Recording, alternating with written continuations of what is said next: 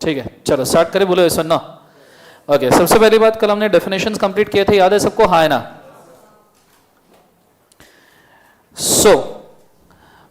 आज का lecture number 3 है। इसके अंदर हम जो बची हुई डेफिनेशन है उनको कंप्लीट करेंगे, फिर हम लिफ्टिंग ऑफ कॉर्पोरेट वेल्थ में जाएंगे, मीटिंग और रिजोल्यूशन, फिर फॉर्मेशन एंड इनकॉर्पोरेशन को आज हम छुएंगे। क्लियर है कंसेप्ट सबको? हाँ है ना? बिकॉज कल वैलेंटाइंस डे है और आज किस डे है आगे। सो बेसिकली अगर देखा जाए तो sir first and foremost thing, yesterday we have started with the definitions, right? पहली डेफिनेशन कौन सा दिखी थी? चार्टर्ड कंपनी, ऐसी कंपनी जिसको क्या होते हैं? Special right. दूसरा स्टैट्यूटरी कंपनी। तीसरा रजिस्टर्ड कंपनी। चौथा अनलिमिटेड। अनलिमिटेड मतलब whose members do not have limit on their liability. अगला लिमिटेड लायबिलिटी। नेक्स्ट वाला मेंबरशिप। पब्लिक कंपनी मतलब उससे पहले प्राइवेट बोलो। प्राइवेट का क्या डेफिनेशन है? Company wise AOA, transfer of share restricted. हम दो, हमारे joint holding shall be counted as 1। Action करो, एक्शन करो जिंदगी के अंदर। Present past shall not be counted. Invitation to public not allowed. OPC के अंदर 4 चीजें हमने देखी थी। पहला क्या?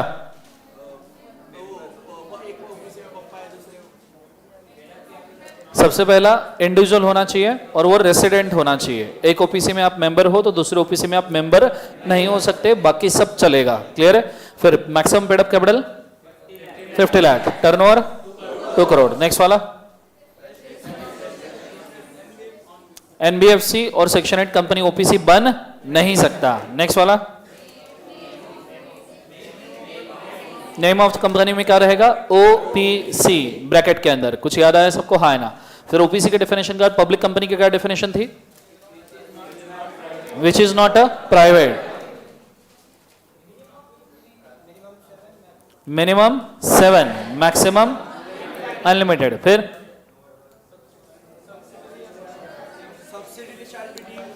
Subsidiary shall be deemed to be deemed public company. कुछ याद आया? फिर डेफिनेशन आई थी किसकी? Holding, subsidiary, associate. What is subsidiary? कितने तरीकों से बन सकता है? 2। Either controls majority of voting power और control the composition of board of directors. अगला associate company 20% of the holding. उसके बाद में government company, a company in which 51% of paid up share capital is held by CG और SG और both. Clear है concept? और फिर उसके बाद foreign company, a company which is incorporated outside India, having place of business in India and majority of share holders are outside. और हमने foreign company complete किया था। फिर भी आज कुछ डेफिनेशंस बाकी है, आज हम उनको सबसे पहले कंप्लीट करते हैं। ठीक है, लेट्स गो। एक सेकंड, कैमरा का टेंशन नहीं है।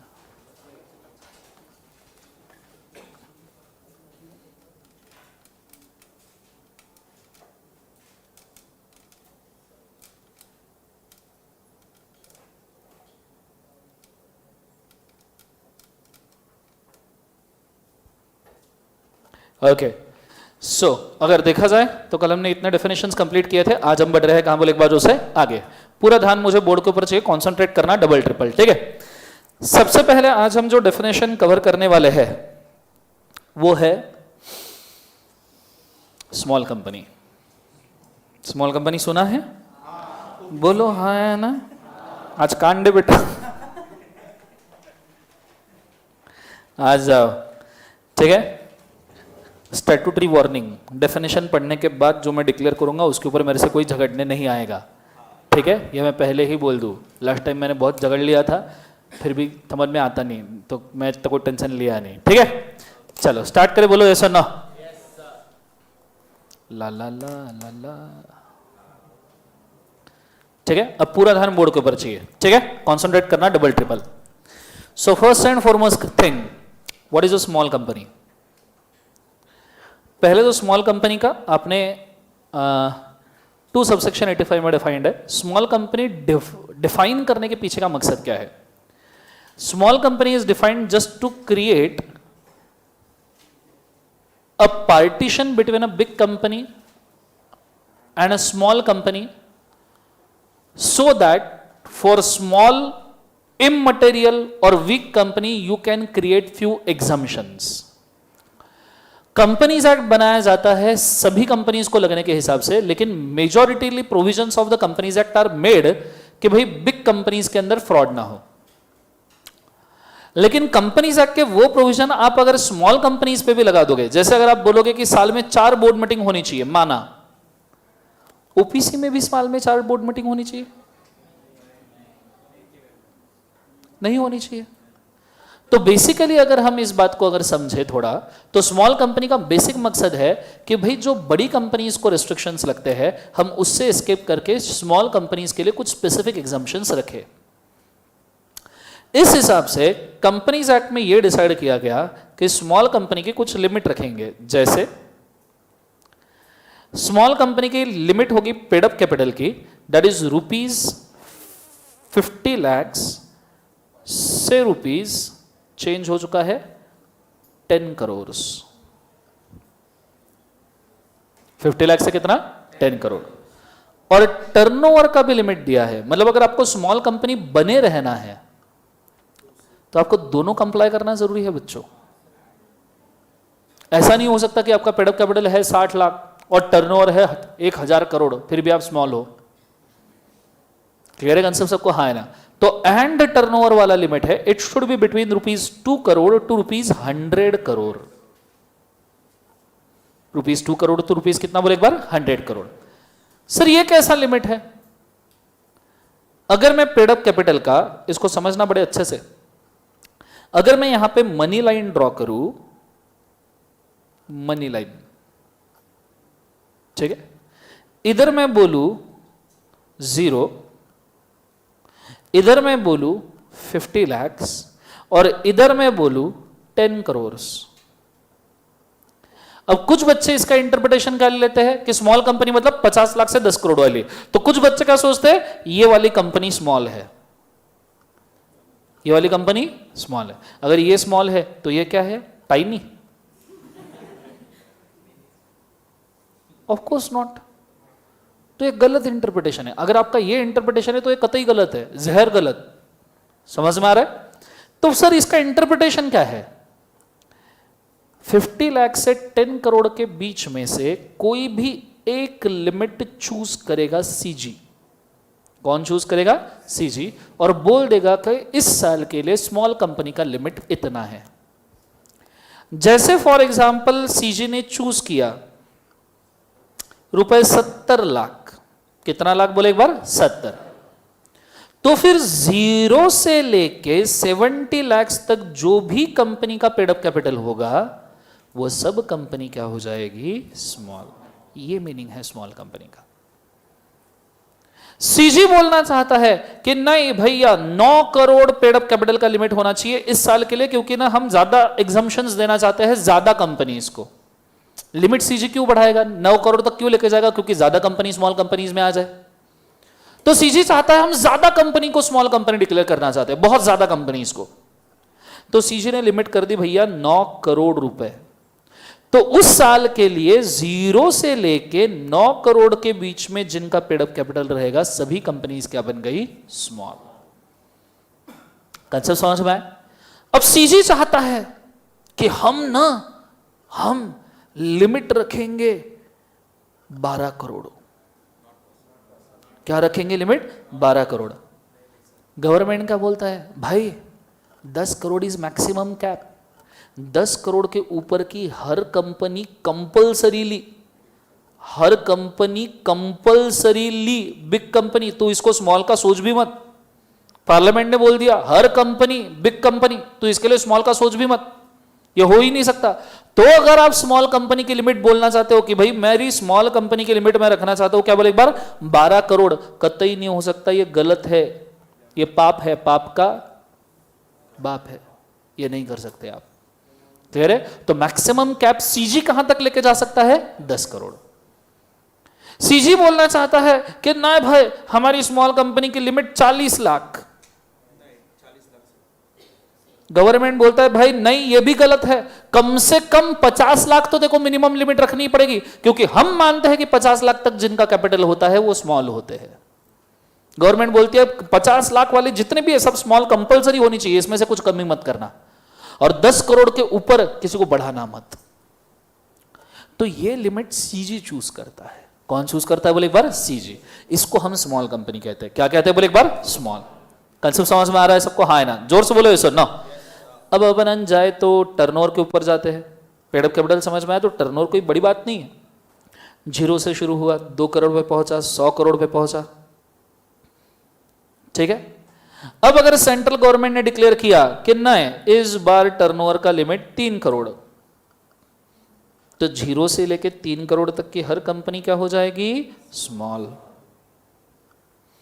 सीजी ने बोला इस बार लिमिट 95 करोड़, तो 0 से लेके 95 तक की हर कंपनी क्या हो जाएगी? स्मॉल। आर यू अंडरस्टैंडिंग मैं क्या कह रहा हूं बच्चों? बोलो हाँ है ना? पर एक दिन सीजे ने सोचा कि ना मेरे को ना 120 करोड़ वाली कंपनी स्मॉल चाहिए, 120 करोड़ वाली। सीजी बोलता है ये पाप है, पार्लियामेंट बोलता है ये पाप है, पाप का बाप है, ये कंपल्सरीली बिग रहेगी। और 2 करोड़ के नीचे वाली तू मान मत मान, पर कंपल्सरीली स्मॉल रहेगी। तेरे को बीच में जितना खेलना है खेल। तो आप ऐसी लिमिट नहीं रख सकते। अगर आप 2 करोड़ के नीचे लिमिट रखना चाहते हो, कितना? 1 करोड़। नहीं मुन्ना नहीं, 2 करोड़ वाले टर्नो वाली कंपनी स्मॉल है, मतलब है। ये काले पत्थर की लकीर है, इसको सीजी भी चेंज नहीं करेगा। 100 करोड़ के ऊपर वाली कंपनी बिग है, मतलब है, ये सीजी चेंज नहीं कर सकता। कंसेप्ट समझ में आ रहा है सबको? हाँ है ना? जोर से बोलो सर। नो। और ये दोनों कंडीशन अप्लीकेबल है, मतलब है। आपका पेड अप कैपिटल 10 लाख है और आपका टर्नओवर 1000 करोड़ है, 2000 करोड़ है, स्मॉल मानू इसको मैं? लॉजिकली क्या लगता है, स्मॉल मानू इसको मैं? इसके लिए प्रोविजन बनाया था कि 3000 करोड़ के टर्नओवर वाली कंपनी स्मॉल बन के रह जाए। क्या इसके लिए प्रोविजन बनाया? बोलो जोर से हाँ है ना? अब मैंने इसके ऊपर लास्ट टाइम स्टेटमेंट दिया, थोड़ा सा सोचो, मैं कुछ नहीं बोलूंगा, तुम ही सोचना। ओपीसी का मैक्सिमम पेड अप कैपिटल कितना बोला था मैंने? कितना बोला था? 50 लाख। ओपीसी का मैक्सिमम टर्नओवर मैंने कल कितना बोला था? अच्छा, उसमें से ओपीसी एक भी तोड़ेगी तो कितने महीने का ट्रांजिशन है? और दोनों तोड़ दिया तो कंपल्सरी सीज हो जाएगा। ये कहा मैंने बोला क्या? ये कहां बोला है? 61, 62, 64 बराबर है? बोलो हाँ है ना एवरीबॉडी? अब ओपीसी 50 लाख के ऊपर एग्जिस्ट करती है क्या? बोलो। ओपीसी 2 करोड़ के टर्नओवर के ऊपर एग्जिस्ट कर पाएगी क्या? स्मॉल कंपनी 50 लाख के नीचे जा सकती है क्या? स्मॉल कंपनी 2 करोड़ के नीचे जा सकती है क्या? समझ में आ रहा है? तो हर ओपीसी ऑटोमेटिकली क्या हो गई? लास्ट टाइम मैंने बोला हर OPC, every OPC is a small company in long run. 6 महीने का ट्रांजिशन पीरियड भी कवर करने के लिए लॉन्ग रन ऐड किया मैंने। नहीं बवाल हो गया, मेरे को टीचर की क्लास लेनी पड़ गई थी। गलत है, पर कोई बात नहीं, ये सही है, ये मैंने मेरे घर से कोई लॉ नहीं लाया, ठीक है। फिर रूल 6(1) और 6(2) निकाल के दिखाया गया, वो भी गलत। 6(1) में लिखा है 6 मंथ्स का ट्रांजिशन, 6(2) में लिखा है कि you need to cease OPC. उसको बताया गया कि 6(2) के अंदर कि भाई ओपीसी जब दोनों कंडीशन छोड़ेगी तो प्राइवेट या पब्लिक में कन्वर्ट होगी। प्राइवेट पब्लिक में तो आप जब एक कंडीशन तोड़ते हो उसके 6 महीने के अंदर कन्वर्ट करते हैं, दोनों तोड़े तो कंपनी बंद हो जाती है। क्या आप ऐसी ओपीसी को लॉजिकली सोचो, चलो मेरा गलत है सबका गलत है, लॉजिकली सोचो, जब आप दोनों कंडीशन तोड़ोगे 50 लाख की और 2 करोड़ की, बिना कन्वर्जन के आपने ओपीसी करके सर्वाइव करना चाहिए क्या? बात खत्म। लॉजिक से लॉ बनता है, लॉ से लॉजिक नहीं बनता कभी। कंसेप्ट समझ में आए? बिकॉज जो लिखने वाला है वो भी इंसान ही है, तो उसने लॉजिक से ही बनाया होगा। आइडिया क्लियर है मैं क्या कह रहा हूं? दैट्स वाई हर ओपीसी हमेशा स्मॉल कंपनी रहेगी, और इसीलिए जितने एग्जामिशन स्मॉल कंपनी के होते हैं सब ओपीसी को ऑटोमेटिकली ठोक दिए जाते हैं। प्रैक्टिकल लेवल पे भी प्रैक्टिस करके देखो, आपको समझ में आएगा। एग्जामिशंस की पूरी लिस्ट निकाल के देखना, जो स्मॉल के है वो ओपीसी के होगे ही होगे, कंपलसरी। साल में 4 बोर्ड मीटिंग लेनी पड़ती है, स्मॉल कंपनी को एग्जामिशन है सिर्फ 2 लिया तो भी चलता है, सेम एग्जामिशन ओपीसी को है 90 डेज का गैप चाहिए। समझ में आ रहा है सबको? हाँ है ना? तो अगर मैं आपको बोलूं इसका अर्थ, तो यह है कि स्मॉल कंपनी फर्दर 2 पार्ट में डिवाइड होती है। एक पार्ट होता है इसका private company which is a small company, private company which is a, केवल एक बार स्मॉल, क्योंकि उन्होंने बोला है कि small company cannot be public, मतलब पब्लिक कंपनी स्मॉल कंपनी बन नहीं सकती, पब्लिक कंपनी स्मॉल कंपनी बन नहीं सकती। अगर पब्लिक कंपनी स्मॉल कंपनी बन नहीं सकती तो बची कौन सी? प्राइवेट। और कौन सी बची? ओपीसी। क्लियर है कंसेप्ट सबको? हाँ है ना? पर ओपीसी का मैक्सिमम पेड अप कैपिटल कितना? 50 लाख। ओपीसी का मैक्सिमम टर्नओवर कितना? 2 करोड़। स्मॉल कंपनी को लिमिट्स तो इसके ऊपर शुरू होती है। क्लियर है कंसेप्ट सबको? हाँ है ना? और ये दोनों ओपीसी के लिए मैंडेटरी है, एक भी तोड़ा तो 6 महीने का ट्रांजिशन आ जाता है। क्लियर है कंसेप्ट सबको? हाँ है ना? तो ऐसे सिचुएशन में हर ओपीसी को हम क्या डिनोट करते हैं बोले एक बार? Small company. और इधर प्राइवेट कंपनी में 2 पार्ट होंगे, एक जो स्मॉल कंपनी के लिमिट्स में है और एक स्मॉल कंपनी के लिमिट्स के अबव है। Above limits of the small company है तो ऐसे सिचुएशन में वो स्मॉल हो पाएगा क्या? नहीं। But with in limits of the small company है तो वो स्मॉल कंपनी बोला जाएगा क्या? बोलो हाँ है ना? उसे स्मॉल कंपनी बोला जाएगा। आइडिया क्लियर है मैं क्या कह रहा हूं? ये चीज को बड़े अच्छे से याद रखना। कंसेप्ट समझ में आ रहा है सबको? हाँ है ना? आइडिया क्लियर है मैं क्या कह रहा हूं? और दूसरी बात बहुत सिंपल सी चीज है, लॉजिकली लॉ बना है, आप जितना खोदना चाहो खोद सकते हो, अल्टीमेटली कंक्लूजन यही आएगा। That is the only thing. Concept समझ में आ रहा है सबको? हाँ है ना? जोर से बोलो सर। नो, इंटर पे तो ठीक है, फाइनल पे जब आप आओगे तो स्मॉल कंपनी और ओपीसी के ऊपर थेसिस आता है पूरा का पूरा डेफिनेशन का, क्योंकि वहां पे स्मॉल कंपनी की एग्जाम्पशन लिस्ट और ओपीसी की एग्जाम्पशन लिस्ट 85 एग्जाम्पशंस तक के जाती है पूरे 470 सेक्शन में से। सो अल्टीमेटली वहां होगे तो भी समझ में आएगा, यहां रहोगे तो भी समझ में आएगा। कंसेप्ट समझ में आया? मैं चाहूंगा इसको लिख के रखो, go for it fast.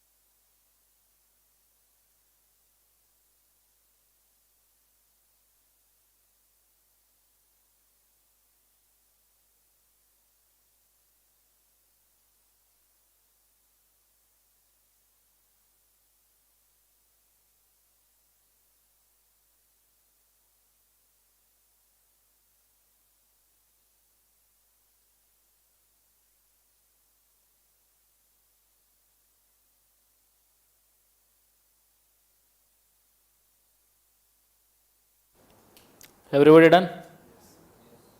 Yes और नो? चलो वेरी गुड। यहां तक आइडिया क्लियर है? नीचे वाला भी डायग्राम छोटा सा ड्रॉ कर लो क्लैरिफिकेशन के लिए।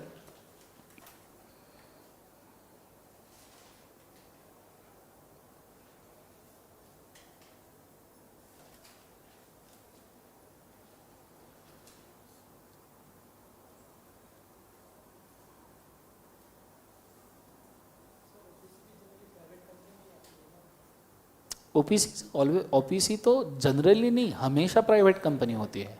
हाँ, पर OPC have separate designation as a OPC in a companies act, define अलग से किया है ना, दैट्स वाई है प्राइवेट कंपनी है, but that's why, but private में भी सेग्रीगेशन।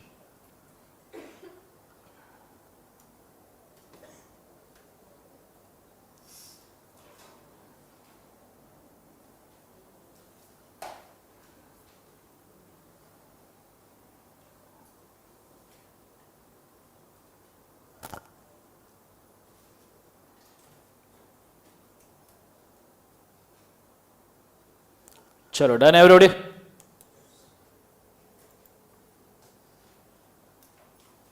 बोलो हाँ है ना? हो गया सबका? ओके, अब ये चीज होने के बाद में मैं अगले कंटेंट के ऊपर बढ़ रहा हूं। स्मॉल कंपनी वाला सिचुएशन तो यहां पे कंप्लीट हो गया, ये बहुत अच्छे तरीके से ध्यान देना। फिर अगला डेफिनेशन आता है, that is a active company. Active company मतलब जो अभी भी चालू है। कौन चालू है? कंपनी चालू है, उसका कोई डेफिनेशन नहीं है। कंपनी काम कर रही है, बिजनेस कर रही है, active. What is dormant?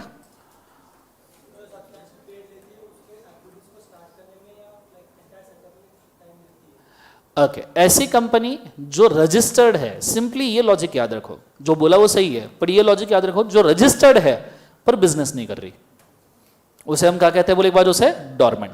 Clear है? अब ये तुम इनकॉर्पोरेशन करके बिजनेस करना डिले कर रहे हो तो भी डोरमेंट है, या तुमने बिजनेस शुरू कर दिया बीच में बंद कर रहे हो तो भी डोरमेंट है। पर डोरमेंसी अलाउड है मैक्सिमम 2 साल के लिए। सीए फाइनल लेवल पे इसके ऊपर एक सेक्शन आता है, सेक्शन नंबर 455, जो एक्चुअल डोरमेंट कंपनी का है। अगर आपको डोरमेंट कंपनी के लिए अप्लाई करना है तो फॉर्म नंबर लगता है MSC 1। डोरमेंट कंपनी का सर्टिफिकेट ऑफ रजिस्ट्रेशन मिलता है MSC 2 में। फिर आप 2 साल तक के मैक्सिमम डोरमेंट रह सकते हो। 2 साल के बाद में आपको लेटर्स भेजे जाएंगे कि आप कंपनी शुरू करने वाले हो या नहीं।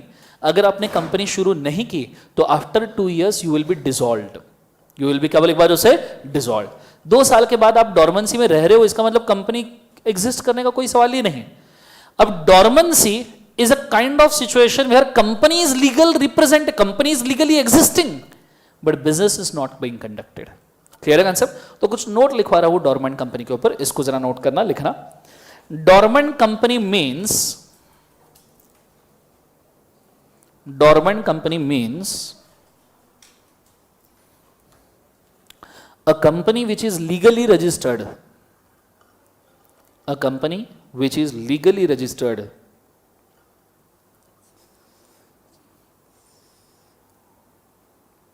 but not conducting a business for specified period,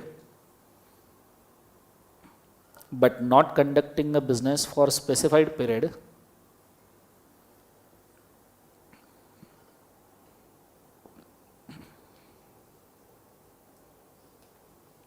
for specified period.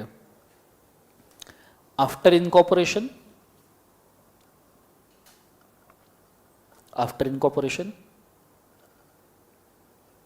or in between during the life of the company, or in between during the life of the company, or in between during the life of the company.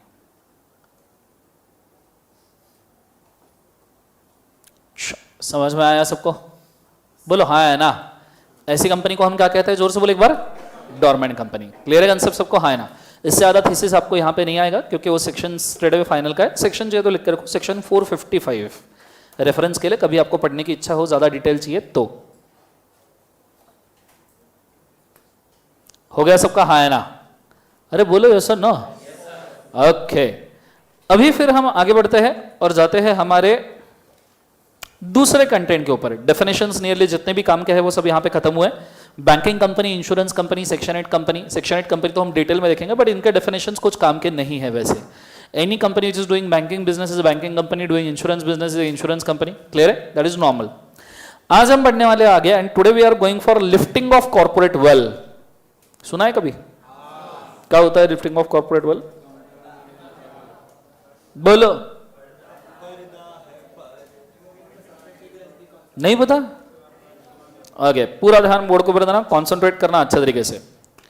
तुमने बोला Solomon versus Salomon में, ली versus ली air farming में कि member अलग company अलग। हमने seriously ले लिया। कल जाके हमने कंपनी के नाम पे ड्रग्स बेचना शुरू कर दिए। चरस, कोकेन, अफीम, गांजा, बाबा जी की बूटी, ला ला ला ला ला। सब कंपनी के मेंबर नशे में घूम रहे हैं। वाह वाह,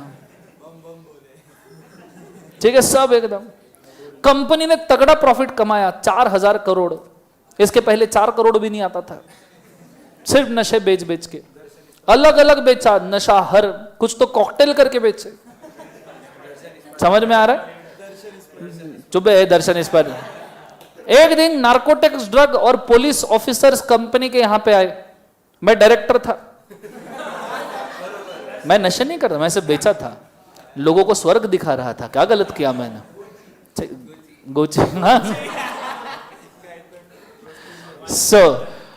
स्वर्ग दिखा रहा था। पुलिस वाले बोले, सर ये क्या कर रहे हो, ड्रग्स बेचते हो? मैं बोला एक इनवॉइस ऐसा दिखाओ जो मेरे नाम पे है। सभी इनवॉइस कंपनी के नाम पे। और तुमने शायद सालोमन वर्सेस सालोमन सुना होगा, ली वर्सेस ली एयर फार्मिंग सुना होगा, तो तुम्हें पता होगा कंपनी अलग, मैं अलग। जाओ कंपनी को ले जाओ, जेल में डाल दो। बोलो हाँ है ना?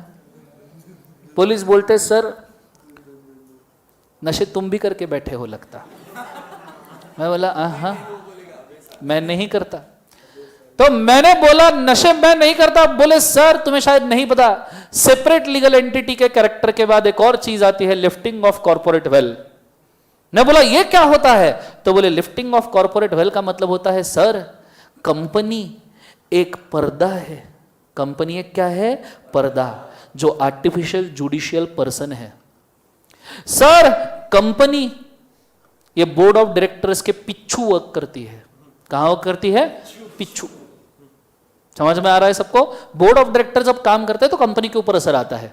बोर्ड नहीं, sorry, board of director company के पिछू वर्क करते हैं। कंपनी पर्दा है, बोर्ड उसके पिछू वर्क करता है। समझ में आ रहा है?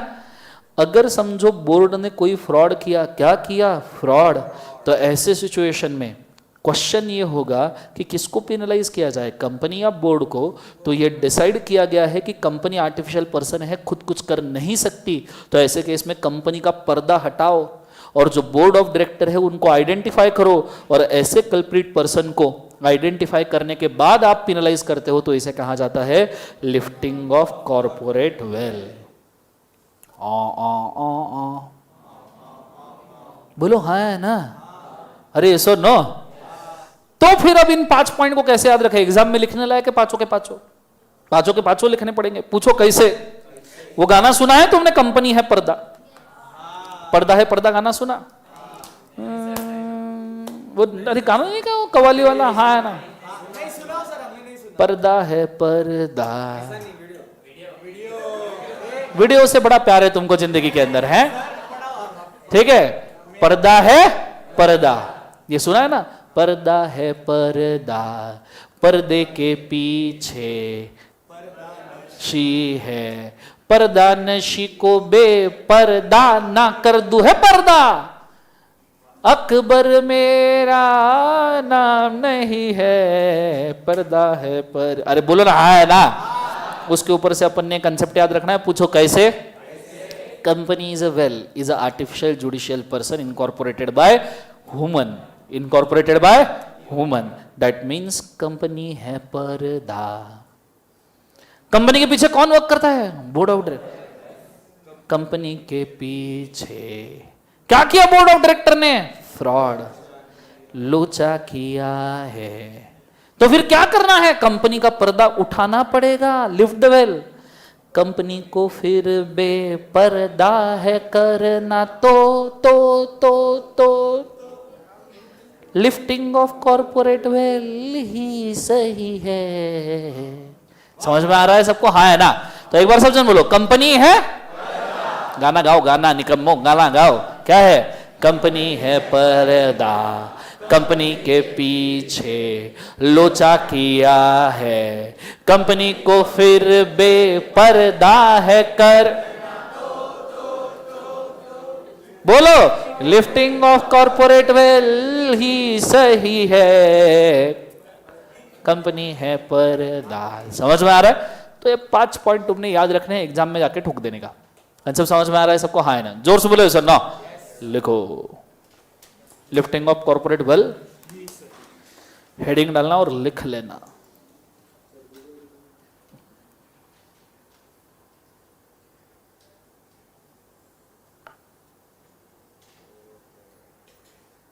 और क्लास में पूरे लिखने का ही काम करना है, और कल से तुम्हारा होमवर्क भी शुरू हो जाएगा। सर क्या मजाक कर रहे हो? 10 दिन बाद? अभी बैच ही 20 दिन के, उसमें 10 दिन बाद का घंटा करो।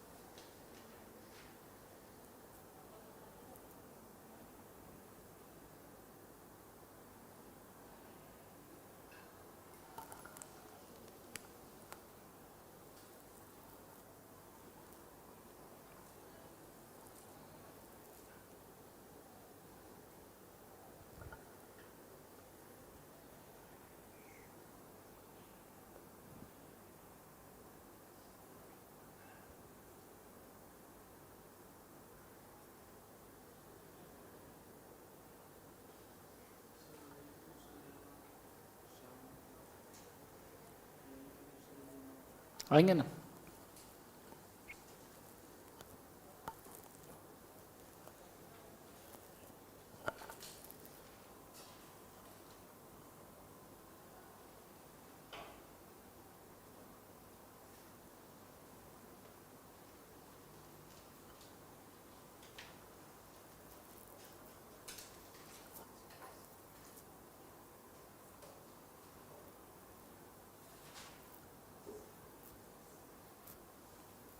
लेव लगा?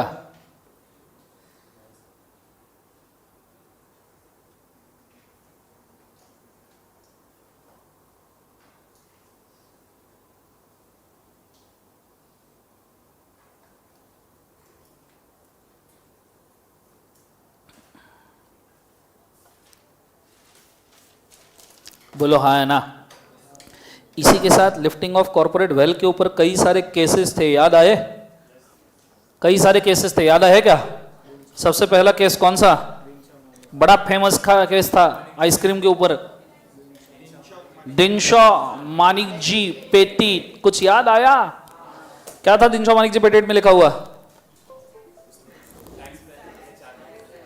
बोलो क्या था?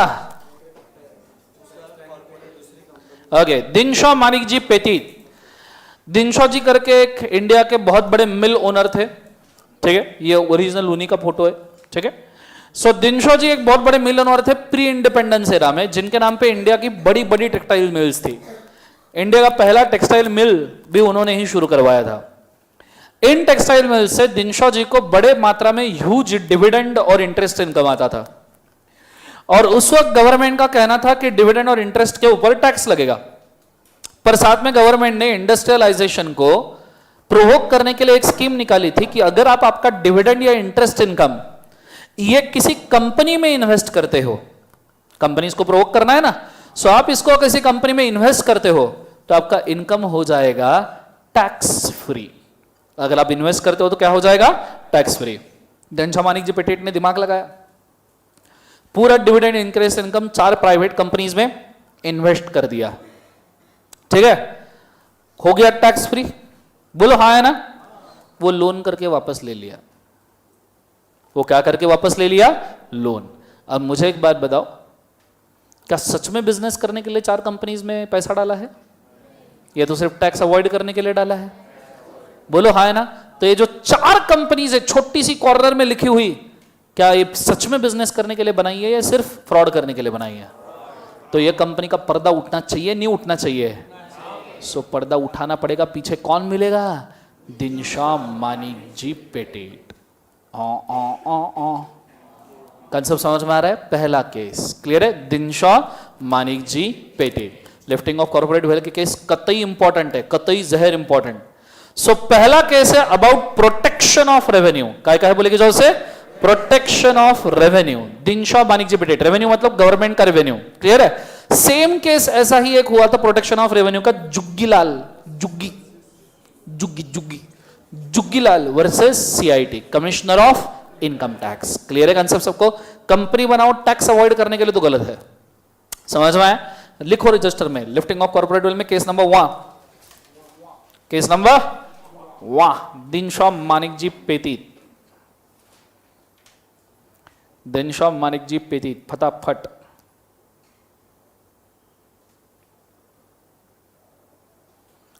दिनशॉ मानिक जी पेटीट, सामने डैश। किस बारे में case? Protection of revenue,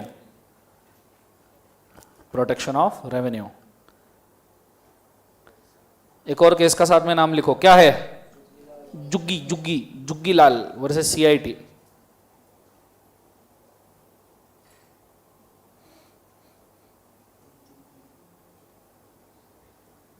live लगा, सांगा हो, बोले सर ना। एक चीज होने के बाद अगला वाला दूसरा case, Daimler company versus Continental tyre and rubber company. आपने कॉन्टिनेंटल टायर है वो सुना होगा ना, वो घोड़े के साइन वाली कंपनी है, नहीं सुना? नहीं सुना? वर्ल्ड वॉर 2 की बात है, वर्ल्ड वॉर 2। वर्ल्ड वॉर 2 हुआ था मित्र राष्ट्र और हिटलर के बीच में, और हिटलर कहां से था?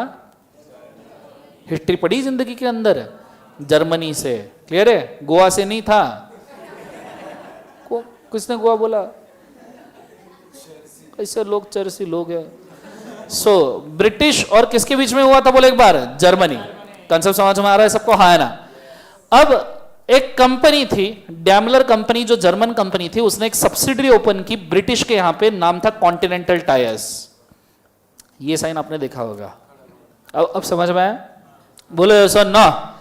अब ये continental tyre company, world war 2 चल रहा है और सब्सिडरी कंपनी खुद के होल्डिंग कंपनी को प्रॉफिट देना चाहती है। 2 कंट्रीज के बीच में झगड़े चल रहे हैं, सब्सिडरी होल्डिंग को प्रॉफिट देना चाहती है। अरे ये तो अलाइन एनिमी हुआ ना? ना, एलियन एनिमी हुआ है ना? एलियन एनिमी, मंगल ग्रह से बुलाया अपन ने एलियन बनाने के लिए उसको। वर्ड एलियन एनिमी नहीं होता, क्या होता है? अला कैसे एलियन एनिमी होगा बताओ मेरे को जरा? It's align enemy. क्या है बोले एक बार? क्या मालूम कर तुमने? आगे अब यहां पे continental tyre company align enemy को देना चाहती है प्रॉफिट। अगर आप इसका पर्दा उठा के देखो तो अलाइन एनिमी दिखेगा। गवर्नमेंट ने कॉन्ट्रैक्ट डिसेबल कर दिया, ब्रिटिशर्स ने बोल दिया ऐसा कोई भी प्रॉफिट ट्रांसफर हो नहीं सकता। This is a case which is about company whether enemy और नॉट। क्लियर है? केस का नाम लिखो, Daimler company, Daimler company versus Continental tyre and rubber company, Continental tyre and rubber company. लिखा सबने? Dash determine the character of the company, determine the character of company whether enemy और not.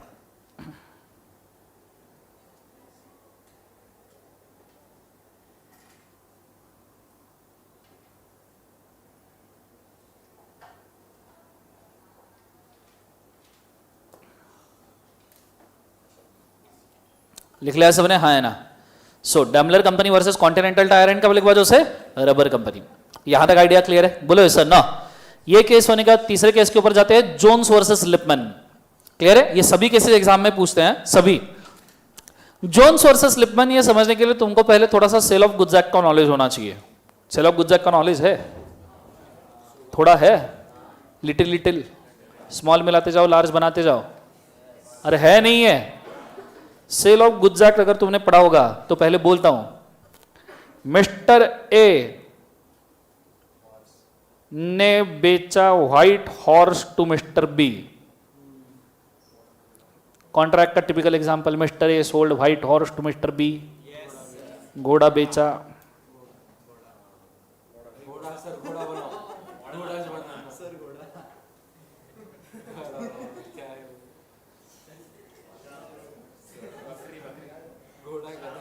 घोड़ा है, वो घोड़ा है, देखो लिखा भी है घोड़ा। समझ में आ रहा है? वो और व्हाइट है, व्हाइट है, सॉरी व्हाइट। मिस्टर ए ने व्हाइट हॉर्स बेचा, किसको बोले? मिस्टर क्या बोले एक बार? बी को। समझ में आ रहा है? इसके लिए मिस्टर बी ने मिस्टर ए को रुपए 5 लाख का एडवांस भी दे दिया, क्योंकि उसका घोड़े पे दिल आया था। अब सेम घोड़े, एक दिन मिस्टर ए का एक दोस्त था मिस्टर सी, वो मिस्टर ए के घर पे, उसने देखा व्हाइट घोड़ा तबेले में घूम रहा है, उसका भी दिल आ गया। बोले ये घोड़ा मेरे को चाहिए। मिस्टर ए बोलता है कि ऑलरेडी बेचा, पर मिस्टर ए सोचता है अगर मैंने बोला बेचा है तो कहीं पैसा नहीं मिलेगा, तो मिस्टर ए डिस्क्लोज नहीं करता है कि बेचा है। मिस्टर ए बोलता है ठीक है, कितना दोगे? मिस्टर सी बोलता है मैं दूंगा 20 लाख रुपए। मिस्टर ए बोलता है तुम्हारा। मिस्टर सी 20 लाख देता है, घोड़ा लेके घर पे चल जाता है। मिस्टर बी जब आता है घोड़े की विदाई के लिए, डिलीवरी लेने नहीं निकम्मो, नालायक बच्चे। मिस्टर बी जब आता है घोड़े की विदाई के लिए, तो मिस्टर ए को पूछता है घोड़ा कहां है? तो बोले घास खत्म हो गई तो घोड़ा भाग गया।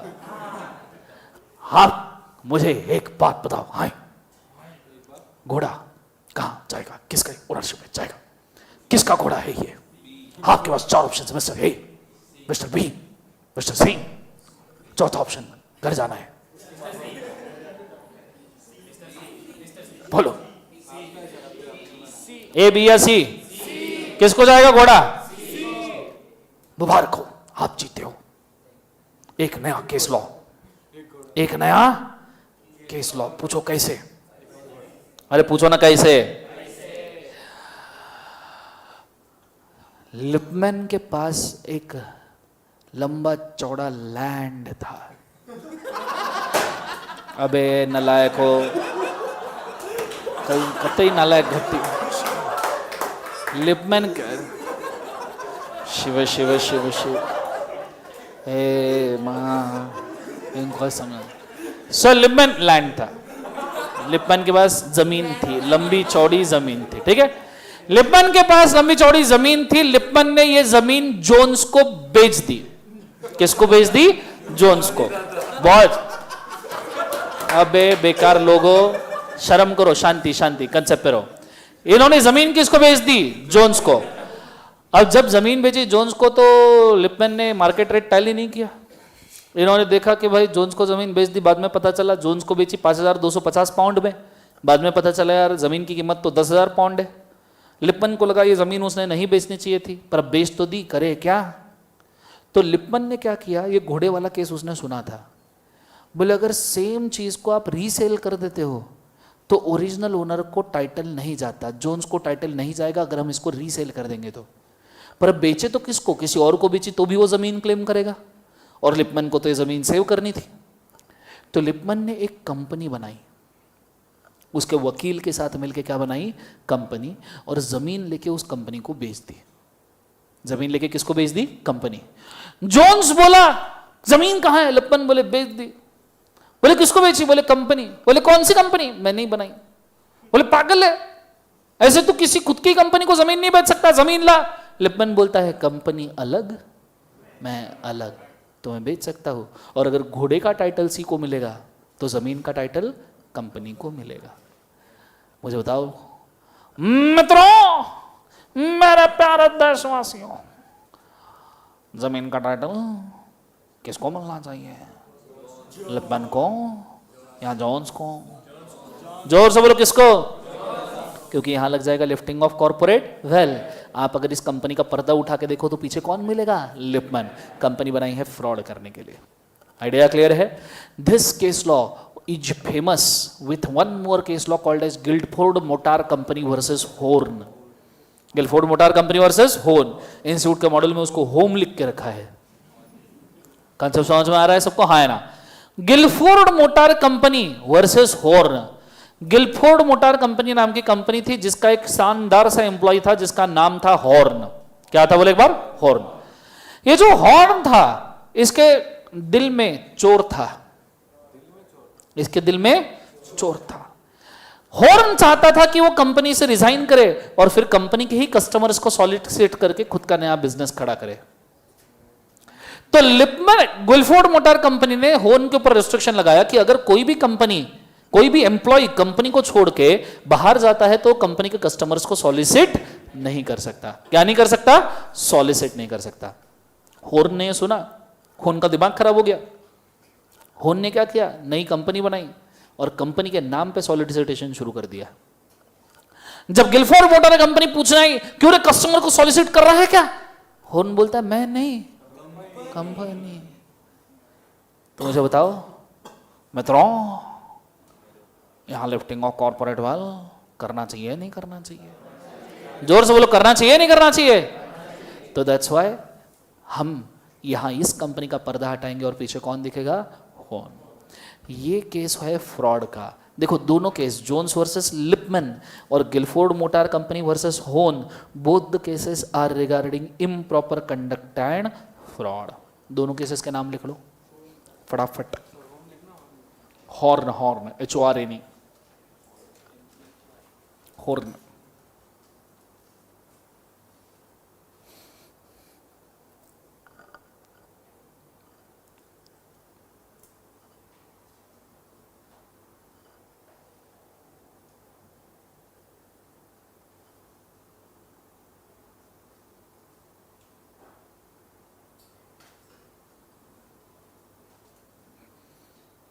लिखा सबने? उसके सामने लिखना prevention of fraud and improper conduct.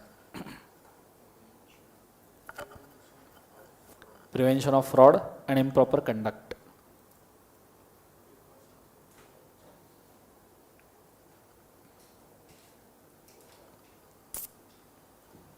Done everybody? Yes और नो? ये केस होना, आगे बढ़े पक्का? इस केस में एक और चीज डिक्लेयर की गई थी। उन्होंने शाम को डिक्लेयर कर दिया, उन्होंने हॉक्स को डिक्लेयर कर दिया। What is sham, what is hoax, what is cloak? ये चारों वर्ड वेल के लिए, पर्दे के लिए ही यूज होते हैं। तो लिफ्टिंग ऑफ कॉर्पोरेट वेल बोलो तो भी वही है, लिफ्टिंग ऑफ कॉर्पोरेट शाम बोलो, हॉक्स बोलो, क्लॉक बोलो, सबका मीनिंग एक ही होता है, लिफ्टिंग ऑफ कॉर्पोरेट वेल। तो ये चारों वर्ड हेडिंग के वहां पे लिख के रखो। Lifting of corporate well heading डाला, वहां पे और 3 वर्ड ऐड करो, शाम, हॉक्स, क्लोक। एग्जाम में कई बार वो पूछ लेते हैं what is lifting of corporate शाम, और तुम सोचते हो यहां शाम बीच में कहां से आ गया। लिख लिया सबने, हाँ है ना? Done everybody? एवरीबॉडी हो गया सबका? नेक्स्ट केस लॉ, ये गूगल भी बोलता है it is horn not home. Clear है कंसेप्ट? ये चीज को याद रखना। आगे नेक्स्ट वाला case, merchandise transport company versus British transport commission, सुना है कभी?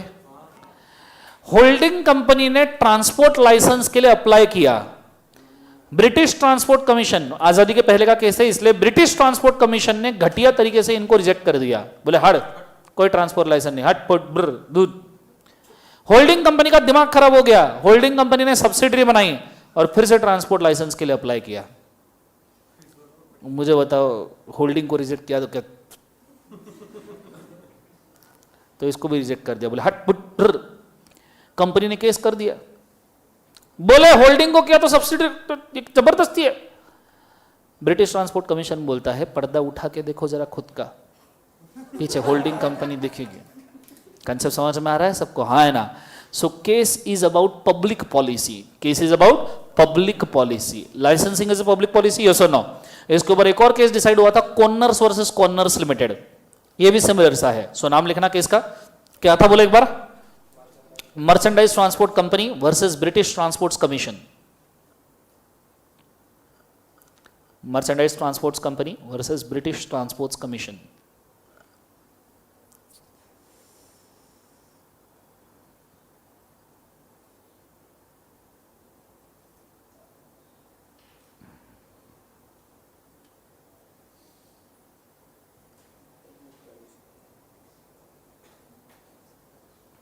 बोलो हाँ है ना? Done everybody? ये होने के बाद this one that is protecting the public policy, protecting public policy. एक और केस का नाम लिखना, कॉर्नर्स वर्सेस कॉर्नर्स लिमिटेड।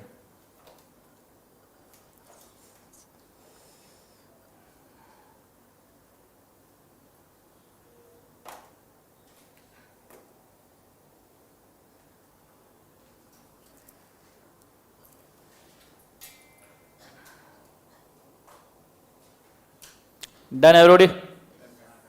बोलो यस और नो? चलो ये चीज होने के बाद में अगले कंटेंट के ऊपर जाते हैं। नेक्स्ट वाला case, workman of associated rubber industries limited versus associated rubber industries limited. Case सुना है कभी आपने ये? ओके, एक रबर कंपनी थी और ये रबर कंपनी ने एम्प्लॉइज को अपॉइंट किया था। किसको अपॉइंट किया था बोले एक बार? उसे एम्प्लॉइज को। लेकिन पेमेंट ऑफ बोनस एक्ट करके एक एक्ट है जिसमें यह लिखा है कि अगर आप 20 से ज्यादा एम्प्लॉइज को अपॉइंट करते हो, कितने से ज्यादा? 20, तो आपको कंपलसरीली उनको बोनस देना पड़ेगा। कंपनी के 19 एम्प्लॉय अपॉइंट हो गए, 20वां अपॉइंट करते तो बोनस एक्ट लग जाता था।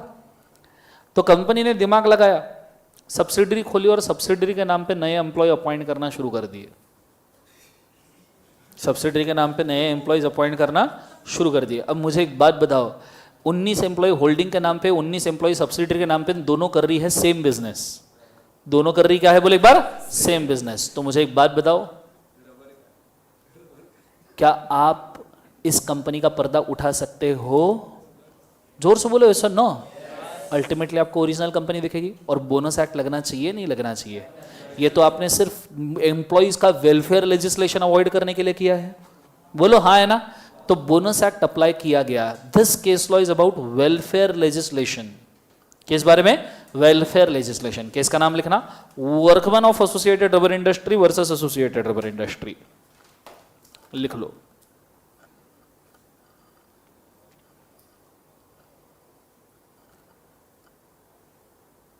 सुबह से लेके शाम तक लिखते ही जाते हो बोले तुम। बम लिखवा रहे हैं ना? सीए इंटर पास करने का एक ही तरीका है बेटा, लिखोगे तो जल्दी से जल्दी पास हो जाओगे। धाड़ धूड़ लिखते बैठो। अभी कल से तो मैं मस्त होमवर्क भी दूंगा, 2-2, 3-3, 4-4 सवाल। बस नहीं करके आया तो क्लास में सिर्फ 2 घंटे खड़े रहना है, बस सिर्फ 2 घंटे, दैट्स ज़्यादा नहीं, 1 मिनट ऊपर नहीं। सर ये गलत है, रिजल्ट सही आए तो सब गलत चल जाएगा। समझ में आ रहा है सबको? हाँ है ना? जोर से बोलो sir. No? Okay, so case का नाम क्या है एक बार वापस बोलो? Workmen of associated rubber industries limited versus associated rubber industries limited. Concept समझ में आ रहा है सबको? हाँ है ना? अगला केस एफजी फिल्म्स। ठीक है, केस बहुत अच्छा है। एक अमेरिकन कंपनी थी, वो फिल्म्स रिलीज किया करती थी। अब अमेरिकन कंपनी कैसी कैसी फिल्म रिलीज करती है, अरे चुपे, उस अमेरिकन कंपनी का जो प्रेसिडेंट था, उसकी एक और फिल्म कंपनी थी, ब्रिटिश फिल्म कंपनी, मतलब वेराइटी। कंसेप्ट समझ में आ रहा है सब? अरे क्या हुआ? सो एक अमेरिकन थी और दूसरी कौन सी बोले एक बार? ब्रिटिश। अब कंपनी के नाम में ही उनका लोगो भी देखो ए लिखा हुआ है। अब जिस कंपनी के लोगो में ही ए लिखा हो तो फिल्म कैसी होगी? तो ये कंपनी ने इंडिया में फिल्म, समझ में आ रहा है, ये कंपनी ने इंडिया में फिल्म रिलीज करने की कोशिश की। इंडिया इज वेरी संस्कारी देश, ऐसी वैसी फिल्म हम नहीं देखते, कम से कम 15 साल पहले। बोलो हाँ है ना? अरे बोलो ऐसा ना, फिर 15 साल का होने के बाद में दूसरी फिल्म नहीं देखते। बोलो ऐसा ना। तो ऐसे सिचुएशन में इंडिया ने बोल दिया हट, अमेरिकन कंपनी की कोई फिल्म नहीं चलेगी, हट बोले। तो प्रेसिडेंट का दिमाग खराब हो गया। चुपे, प्रेसिडेंट का दिमाग खराब हो गया। प्रेसिडेंट का दिमाग खराब हुआ, प्रेसिडेंट ने अमेरिकन फिल्म को ब्रिटिश कंपनी के नाम पे इंडिया में रिलीज करने की कोशिश की। अब मुझे एक बात बताओ, कंपनी को पर्दा करके यूज किया जा रहा है, तो आपको यहां ब्रिटिश कंपनी का पर्दा उठाना पड़ेगा। पीछे फिल्म किसकी है? अमेरिकन कंपनी की। अबे नलायको, शांति शांति। सो बेसिकली पर्दा उठाने के बाद पीछे कौन सी कंपनी दिखेगी बोले एक बार? अमेरिकन कंपनी, जिसकी फिल्म को हमने क्या किया था? रेस्ट्रिक्ट। कंसेप्ट समझ में आया सबको? हाँ है ना? And that's why this is lifting of corporate wealth. Concept समझ में आ रहा है बच्चों? एवरीबडी यस और नो? ये चीज को अच्छे तरीके से याद रखना। केस का नाम लिखो एफजी फिल्म्स। एफजी फिल्म्स, ठीक है? And this case is about कोई दूसरी कंपनी आपका एजेंट या ट्रस्टी करके काम कर रही है क्या? Company acting as a agent और ट्रस्टी ऑफ शेयर होल्डर। समझ में आया सबको? हाँ है ना? बोले सर ना। लास्ट केस, मुझे बताओ, अगर कोई कंपनी बनाई, ठीक है, तुम समझो प्रमोटर हो, शीए बन गए, ठीक है, शीएस भी बन गए, शीएमए भी बन गए, ठीक है, बेकाम भी बन गए, तो तुमको काम चाहिए था तो तुमने कंपनी बनाई। अब मुझे बताओ कंपनी का क्वालिफिकेशन क्या रहेगा? अगर किसी ने पूछा what is qualification and experience of your company, तो क्या क्वालिफिकेशन रहना चाहिए? जो प्रमोटर का क्वालिफिकेशन है वही कंपनी का माना जाएगा। बोलो हाँ या ना? तो ये डिसाइड हमने नहीं किया, ये डिसाइड किया है एक केस ने, जिस केस का नाम है न्यू हॉरिजॉन्स लिमिटेड। इसके ऊपर नहीं है। न्यू हॉरिजॉन्स लिमिटेड में एक सिंपल स्टेटमेंट बोला गया कि whatever is the qualification and experience of the promoter will be assumed to be qualification and experience of the company. So case का नाम लिखो new horizons limited. New horizon limited.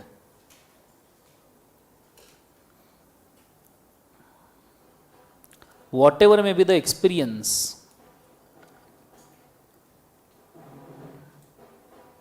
and qualification,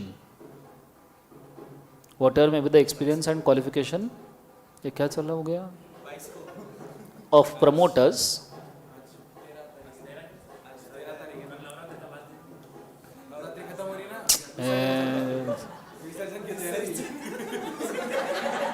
क्या क्या है? OYO town house के सामने। Okay, सो ध्यान देना। सो बेसिकली क्या लिखवाया? What is the experience and qualification of the promoters will be the experience and qualification of the company, will be experience and qualification of the company, full stop.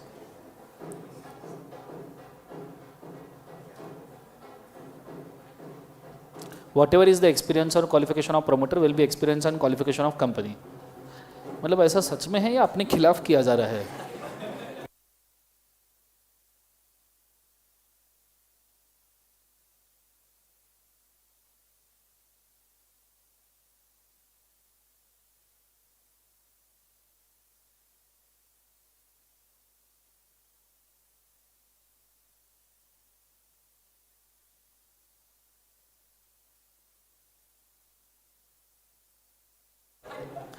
कैसे लो, चलो आगे बढ़ते हैं, concentrate करना अच्छे तरीके से, ठीक है। वर्चुअल पेन ड्राइव, बैंड की आवाज आ रही है तो यहाँ नहीं बज रहा, तुम्हारा बज रहा है। आगे बढ़ते हैं, ध्यान देना, कॉन्सेंट्रेट करना अच्छे तरीके से, ठीक है। Let's go. So now next हम जा रहे हैं लिफ्टिंग ऑफ कॉर्पोरेट वेल, हमारा हो गया। एक बार सभी केसेस रिवाइज कर लो फटाफट, क्योंकि ये सवाल इंस्टीट्यूट ने कम से कम 4 से 5 बार पूछा गया है, ठीक है। This many times lifting of corporate veil has been asked, ठीक है। तो एक बार फटाफट रिवाइज कर लो और वर्ड्स को टैग कर लो, ठीक है। Go for it fast.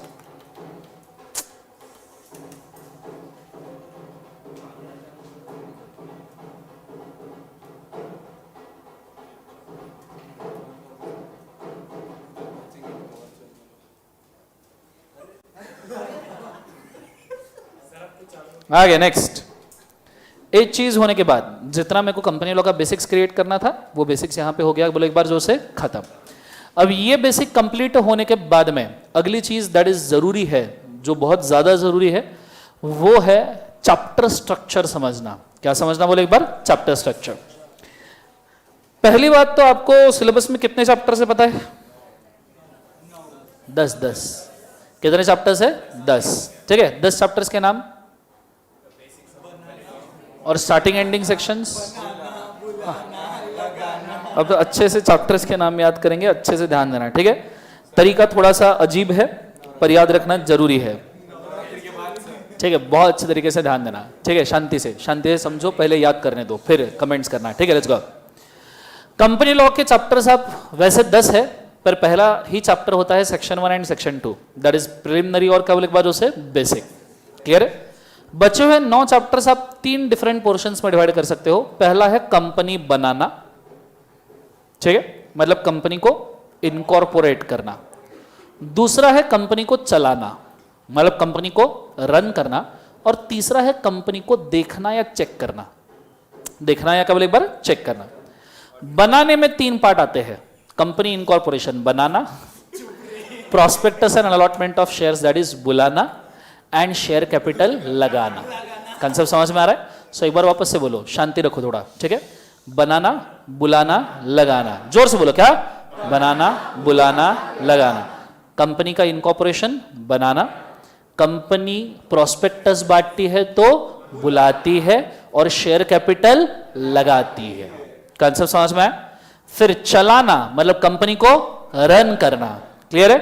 तो कंपनी में डिपॉजिट डालते हैं, फिर चार्जेस ऑन असेट चार्ज करना, और फिर मैनेजमेंट एंड एडमिनिस्ट्रेशन मैनेज करना। क्लियर है कंसेप्ट? एक बार वापस से करो सब जन।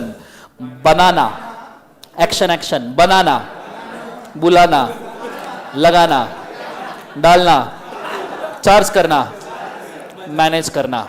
मैं मजा इधर धीरे शांति से मैं बोला, सबको याद करना है, शांति रखो, पहले ध्यान देना, ठीक है। सो पहला कौन सा बोले एक बार?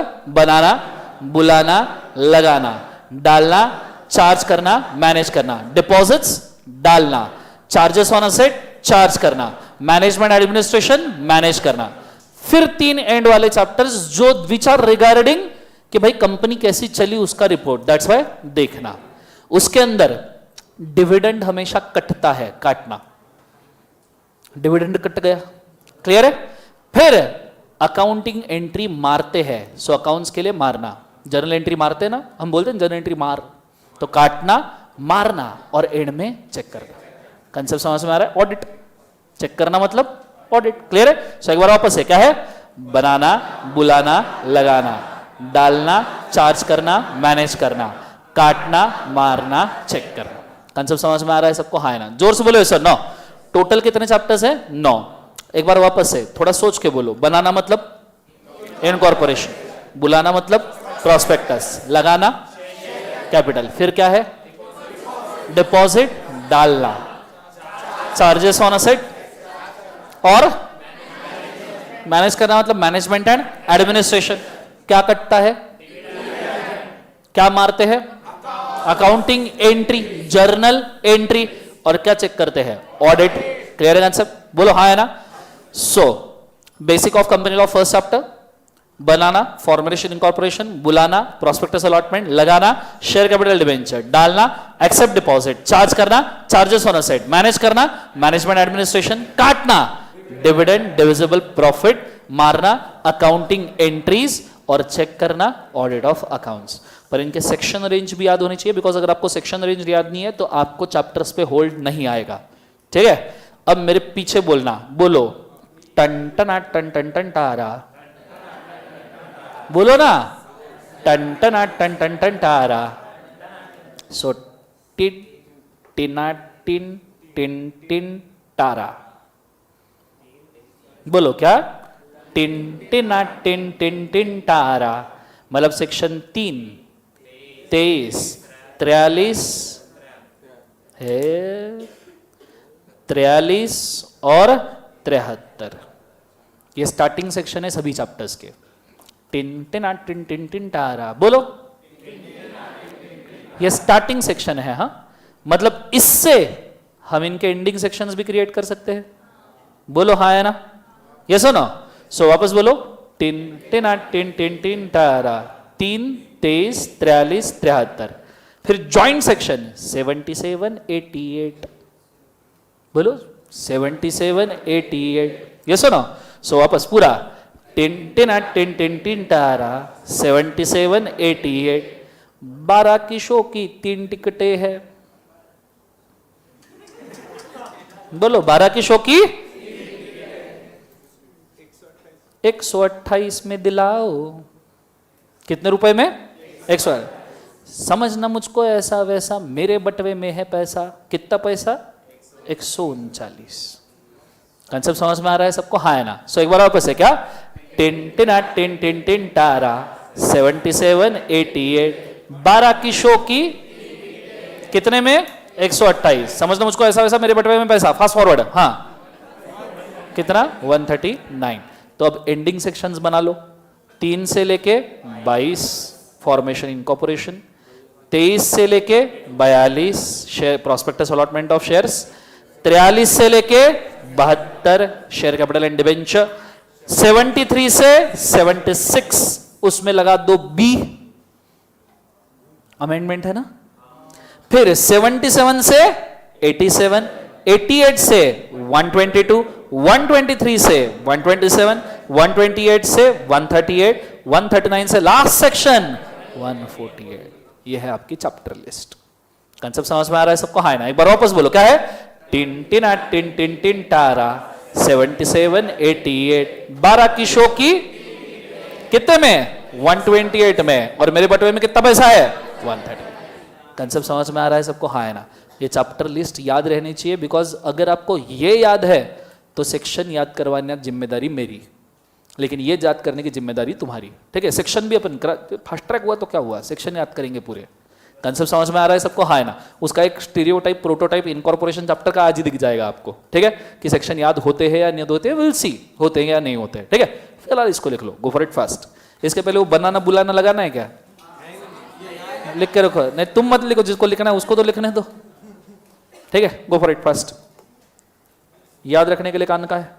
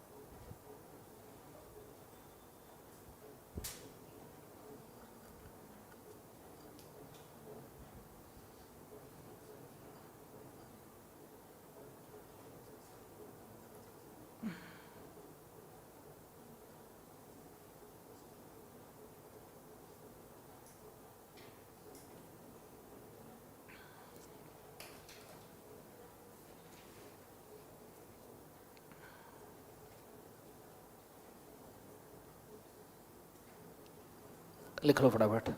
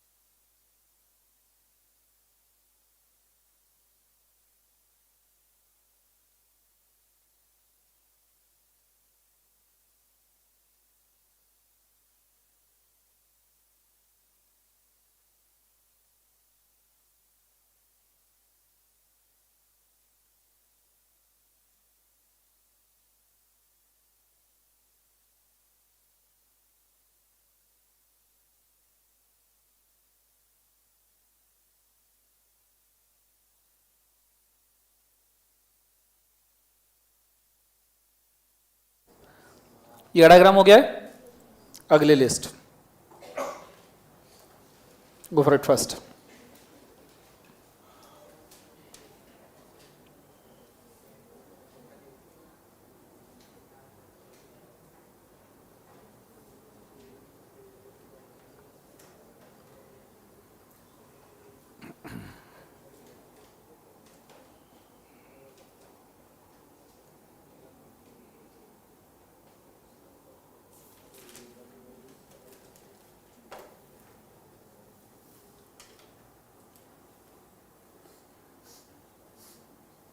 हो गया, डन।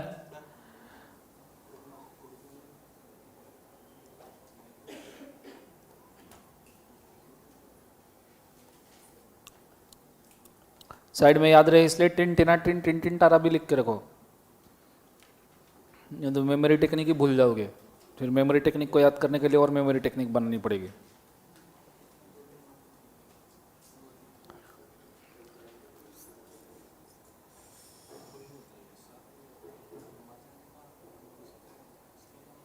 तो चेंज हो गया। हाँ,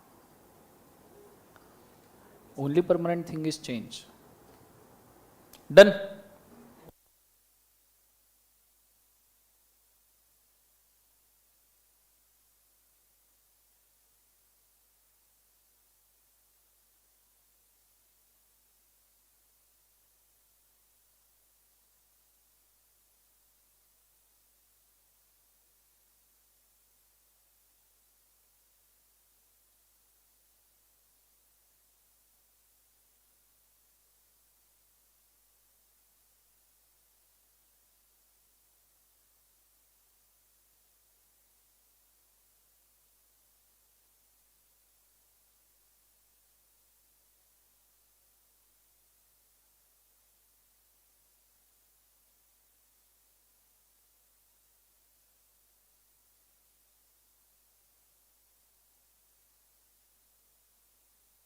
चलो आगे बढ़ते हैं। कॉन्सेप्ट करना एक बार मुझे वापस से बताओ, ठीक है? शॉर्ट फॉर्म क्या क्या है बोल एक बार। कितने पार्ट में डिवाइडेड है? 3। पहला बनाना, चलाना, देखना। बनाना में बनाना, बुलाना, लगाना, डालना, मैनेज करना, और काटना, मारना और चेक करना। कंसेप्ट समझ में आ रहा है सबको? हाँ है ना? एक बार पहला चैप्टर कौन सा? प्रिलिमिनरी। दूसरा फॉर्मेशन, तीसरा प्रोस्पेक्टस, चौथा शेयर कैपिटल, पांचवा डिपॉजिट, छठवा, सातवां मैनेजमेंट एडमिनिस्ट्रेशन, आठवां डिविडेंड, नौवां अकाउंट्स, 10वां ऑडिट। एक बार गाना बोलो। टिन टिन टिन टिन टिन टारा 77 88। 12 की शो की 3 टिकटें है, 128 में दिला, समझ लो। हाँ कितना? 139। क्लियर है कंसेप्ट सबको? हाँ है ना? जोर से बोलो इस ना। तो मुझे बताओ, 3 तीना 3 3 3 तारा मतलब 3 23 43 73, 3 23 43 73। समझ में आ रहा है सबको? हाँ है ना? जोर से बोलो सर ना। ये आपने बड़े अच्छे से याद रखना। क्लियर है कंसेप्ट? अब मैं बढ़ रहा हूं आगे। अब अगले कंसेप्ट के ऊपर हम जो जा रहे हैं वो कतई इंपॉर्टेंट कंसेप्ट है। पूछो कौन सा? रेजोल्यूशंस। किधर गया?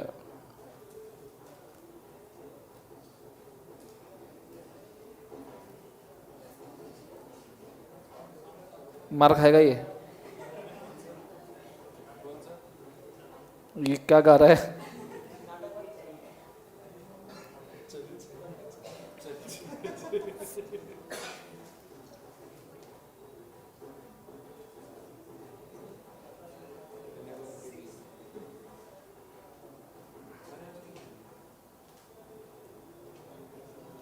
ओके अब बहुत अच्छे तरीके से ध्यान देना। कंपनी के फाइनेंशियल पिलर्स, या आप ऐसा बोल सकते हो कंपनी के डिसीजन मेकिंग पिलर्स 3 होते हैं। कितने होते हैं? 3। जिसमें से सबसे पहले होते हैं शेयर होल्डर्स जो डिसीजन मेकिंग में इन्वॉल्व होते हैं। दूसरे कौन? Board of directors. और तीसरे कौन? क्रेडिटर्स। कंसेप्ट समझ में आ रहा है सबको? हाँ है ना? शेयर होल्डर्स जो पिलर होते हैं उनकी दो मीटिंग होती है, दो पार्ट में डिवाइड किया जाएगा, जैसे इक्विटी शेयर होल्डर और प्रेफरेंस। प्रेफरेंस शेयर होल्डर की मीटिंग को कहा जाता है क्लास मीटिंग। जोर से बोलो, कौन सी मीटिंग? क्लास। और इक्विटी शेयर होल्डर्स की मीटिंग को कहा जाता है मेंबर्स मीटिंग, जिसके अंदर क्लास मीटिंग अलग होती है और जनरल मीटिंग अलग होती है। कौन सी मीटिंग बोले एक बार? जनरल।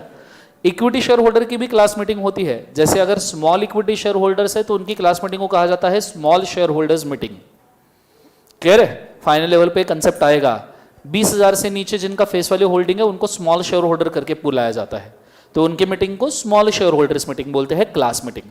क्लियर है कंसेप्ट? डीवीआर नहीं नहीं नहीं, नॉट अ रिलेशन डीवीआर यहां पे, ठीक है। So small share holders meeting. Next वाला जनरल मीटिंग होती है, और जनरल मीटिंग फर्दर डिवाइड की जाती है 3 पार्ट में। पहली होती है strategic general meeting, which is called as statutory general meeting, जिस मीटिंग में हम ये डिसाइड करते हैं कि कंपनी कैसे चलेगी, कंपनी कैसे बिजनेस शुरू करेगी और कंपनी कैसे आगे बढ़ेगी, क्योंकि ये मीटिंग इनकॉर्पोरेशन से 1 महीने बाद और 6 महीने के अंदर ली जाती है, सिर्फ ये डिसाइड करने के लिए how to move with the company. Concept समझ में आ रहा है सबको? हाँ है ना? नॉर्मली इसके लिए कोई सेक्शन डिफाइंड नहीं है बच्चों, means there is no section which talks about statutory general meeting. ये वो मीटिंग है जिसके अंदर कंपनी के आगे के प्लान्स किए जाते हैं। कंसेप्ट समझ में आ रहा है सबको? हाँ है ना? दूसरा मीटिंग होता है annual general meeting. Annual general meeting साल में हर बार होता है, पर एनुअल जनरल मीटिंग 3 कंडीशंस के ऊपर डिपेंड होता है। कितने कंडीशन के ऊपर? 3। एक कैलेंडर में एक एजीएम होनी चाहिए, 2 एजीएम के बीच का डिफरेंस मैक्सिमम 15 महीने, और फाइनेंशियल ईयर एंड से 6 महीने के अंदर। अब नॉर्मली अगर ये याद नहीं रहता तो हम इसको इस तरीके से बोलते हैं, हमने पीछे रिपीट करना है, ठीक है। एक कैलेंडर ईयर में एक एजीएम होना है, बोलो।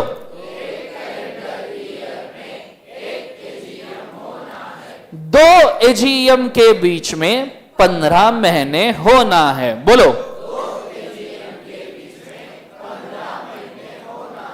फाइनेंशियल ईयर एंड से 6 महीने में होना है। एक बार पूरा बोलो। एक कैलेंडर ईयर में एक एजीएम होना है, 2 एजीएम के बीच में 15 महीने होना है, फाइनेंशियल ईयर एंड से 6 महीने में होना है। पर इसके हिसाब से ड्यू डेट भी निकालनी पड़ती है। अगर आप सोचो तो एक कैलेंडर ईयर में एक एजीएम मतलब कैलेंडर ईयर का लास्ट डे कौन सा होता है, बोलो? 31 ऑफ दिसंबर, मतलब लास्ट डेट कैलेंडर ईयर के हिसाब से आई 31 दिसंबर, पहले कंडीशन के हिसाब से, क्योंकि एक कैलेंडर ईयर में एक एजीएम, तो लास्ट डे पे भी ले सकते हैं ना, तो 31 दिसंबर। 2 एजीएम के बीच में 15 महीने, पर ये तो वेरिएबल हो गया, ये तो पहले एजीएम के ऊपर डिपेंड करता है, तो वेरिएबल हो गया। और फिनेंशियल पर ये वेरिएबल होगा कितना? समझो लास्ट एजीएम, लास्ट साल की एजीएम अगर आपने होल्ड की तो मार्च के बाद ही होल्ड करोगे ना, फाइनेंशियल ईयर के अंदर तो होल्ड नहीं करोगे। लास्ट एजीएम तो आप मार्च के बाद ही होल्ड करोगे, नियरली अप्रैल में। अगर आपने अप्रैल में भी एजीएम होल्ड की तो वहां से अगर आप गिनोगे 15 महीने, कितने महीने? 15, तो भी जुलाई एंड तक खत्म होंगे, तो ये जुलाई तक पीछे आ सकता है। पर मुझे बताओ, कोई एजीएम इमीडिएटली मार्च में अगर फाइनेंशियल ईयर खत्म हुआ तो क्या जुलाई में होल्ड करता है? बोलो हाँ है ना? कम से कम जून वगैरह तक के होल्ड करेगा, ऑडिट करवाना पड़ता है, बोलो हाँ है ना? तो this is variable. Third, financial year and से कितने महीने के अंदर? 6 महीने। फाइनेंशियल ईयर कब खत्म होता है? 31 मार्च। 6 महीने कब खत्म होंगे? 30 सितंबर। सो 30 सितंबर। अब इनमें से आपको क्या लेना है? Which ever is earlier. जोर से बोलो, विच एवर इज, क्या बोले एक बार? अर्लियर। कंसेप्ट समझ में आ रहा है मैं क्या कह रहा हूं? और इसके वजह से हमारा डेट क्या होता है? 30 सितंबर। क्या होता है? 30 सितंबर। कंसेप्ट समझ में आ रहा है बच्चों मैं क्या कह रहा हूं? तो जब भी मैं 30 सितंबर बोलूं, अज्यूम कर लेना हम किसकी बात कर रहे हैं? एजीएम। जोर से बोलो, किसकी बात कर रहे हैं? एजीएम। क्लियर है? ये ड्यू डेट, इसके बाद नहीं हो पाएगा। कंसेप्ट समझ में आ रहा है सबको? हाँ है ना? जोर से बोलो सर। नो, तीसरा वाला extraordinary general meeting, section number कौन सा बोले एक बार? 100। क्लियर है? ये कभी भी हो सकता है, जब आप बुलाओ, एजीएम नहीं होल्ड कर सकते, कभी भी बुलाना है तो यू कैन होल्ड ईजीएम। अब टेंशन है सेक्शन नंबर। एजीएम का सेक्शन नंबर है 96। कैसे याद रखे? बिजनेस एजीएम कब होनी चाहिए, रात को या बिजनेस आवर्स में? और बिजनेस आवर्स क्या होते हैं? 9 AM to 6 PM, 96। कंसेप्ट समझ में आ रहा है सबको? हाँ है ना?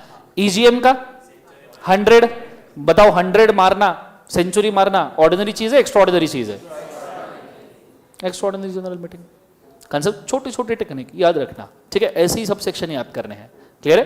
तो ये चीज को याद रखना, क्लियर है कंसेप्ट? सो कितने मीटिंग से बोले एक बार? Statutory, AGM, EGM. एजीएम का सेक्शन बोलो वापस से 96, ईजीएम का सेक्शन 100। कंसेप्ट समझ में आ रहा है सबको? हाँ है ना? जोर से बोलो यस और नो। ये 3 टाइप के मीटिंग में बच्चों 2 टाइप के बिजनेस होते हैं। एक बिजनेस होता है ऑर्डिनरी और एक बिजनेस होता है स्पेशल। ऑर्डिनरी बिजनेस कितने होते हैं? ऐसे नहीं बोलते, मेरे पीछे बोलो दादा। ऑर्डिनरी बिजनेस होते हैं 4। सब जन बोलो दादा। ऑर्डिनरी बिजनेस होते हैं 4। दा दा डायरेक्टर, ऑडिटर, डिविडेंड, अकाउंट्स। दादा, clear concept? Appointment of director, appointment of auditor, declaration of dividend, accepting of accounts. दादा ऑर्डिनरी बिजनेस होते हैं। कंसेप्ट समझ में आ रहा है? और ये 4 ऑर्डिनरी बिजनेस छोड़ के बचे हुए सब क्या होंगे? स्पेशल। सो ऑर्डिनरी बिजनेस कितने? DA सभी के सभी 4। और ये छोड़ के कोई अदर बिजनेस है तो उसको हम क्या कहेंगे? स्पेशल। समझ में आया पक्का मैं क्या कह रहा हूं? Everybody yes sir no? ये चीज को कंफर्म याद रखना, क्लियर है कंसेप्ट सबको? हाँ है ना? इसको लिखने की इच्छा है क्या? वैसे बुक में है ये तुम्हारे, जो मैं बुक देने वाला हूं उस बुक के में ये है, ठीक है? एक चीज आप लिख के रख सकते हो, एजीएम वाली, क्लियर है कंसेप्ट? तो एजीएम के लिए मैं डायग्राम देता हूं, वो लिख के रखना आपने। होल्ड वापस से,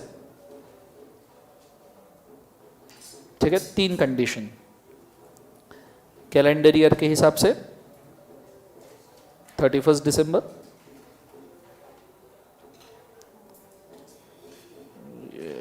बॉम्ब है किसी के पास? बॉम्ब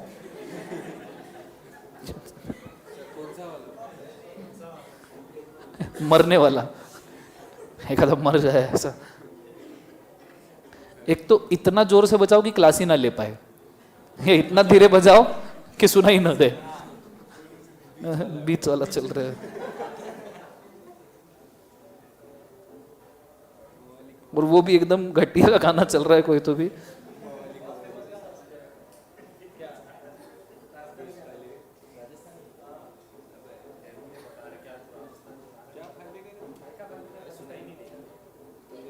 देखो फटाफट, सिर्फ एजीएम का लिखना।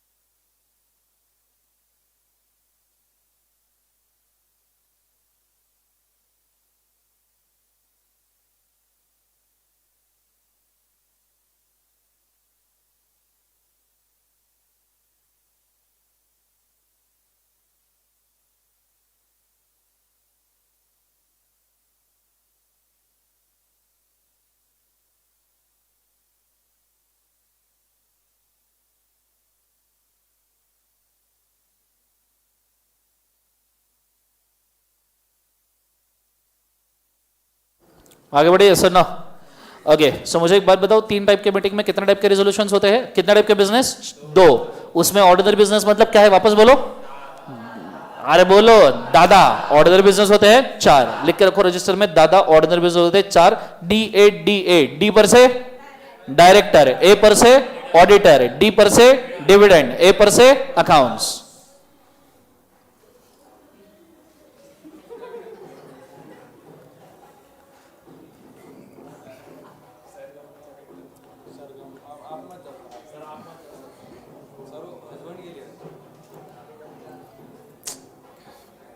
आगे लिखो फटाफट, डीए डीए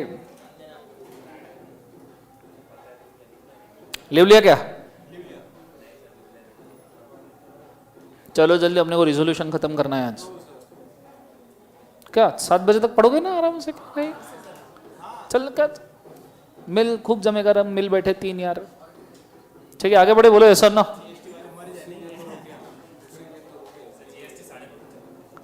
9:30 ओके आगे बढ़ते हैं, ध्यान देना, कॉन्सेंट्रेट करना। अब हम जाते हैं 3 टाइप के रेजोल्यूशंस पे। कितने टाइप के रेजोल्यूशन पे? 3। कौन से 3 टाइप के होते हैं? Ordinary, special, unanimous. क्या लॉजिक है इसके पीछे, क्यों ऐसे 3? ऑर्डिनरी मतलब डेली बिजनेस, समझ में आया? जैसे हमने डिसाइड किया कि भैया संडे को छुट्टी चाहिए क्या? अभी तुम नहीं बोल रहे हो कि तुम फास्ट ट्रैक में हो। रेगुलर में आप बोलता था क्यों छुट्टी चाहिए? हाँ सर, हाँ पाहिजे, यूनानिमसली हाँ बोलते वहां पे, हाँ है ना। तो छुट्टी चाहिए क्या, मुझे बताओ, ये इतना स्पेशल मैटर है क्या? डे टू डे का मैटर है। जैसे आज मैं 7 बजे तक पढ़ाऊं, क्या डे टू डे मैटर है? तो जो डे टू डे मैटर है, नॉर्मल सा मैटर है, उसके लिए हम कौन सा रेजोल्यूशन पास करते हैं? ऑर्डिनरी। जैसे हॉलीडे का डिसीजन। लेकिन समझो मैंने डिसाइड किया चलो फास्ट ट्रैक बैच के बाद में ना अपन ट्रिप पे जाते हैं, छुट्टी हॉलीडे, ऐसे ही बिहेव करते हो ना हॉलीडे को तुम, हाँ है ना? बोलो ऐसा ना, हॉलीडे मिला तो और ऐसी हरकतें शुरू हो जाती है। बोलो ऐसा।